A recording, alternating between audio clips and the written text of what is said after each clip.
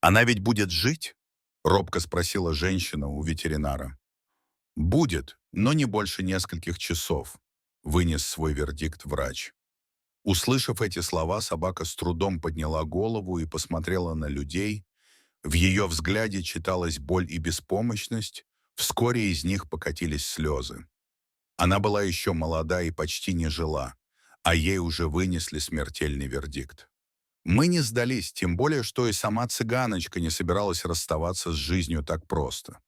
Собака боролась за каждую минуту, за каждый час своей жизни. Дважды она была на грани, но нам удавалось вовремя найти для нее доноров.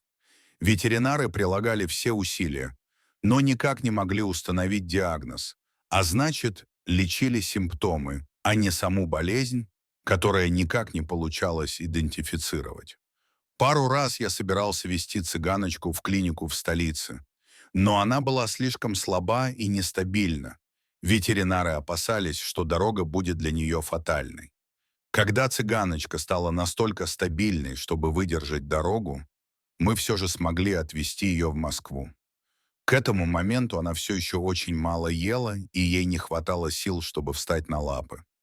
В московской клинике собаку приняли с распростертыми объятиями.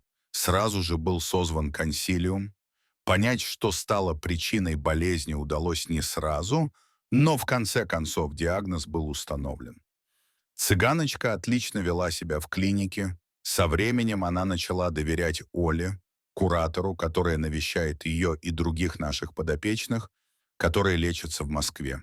Девочка привязалась и к сотрудникам клиники. Всего за месяц лечение принесло отличные результаты. Врачи смогли вырвать цыганочку из лап смерти. Она практически вернулась к полноценной жизни. Лечение еще не окончено, но врачи уверены, что цыганочка будет жить.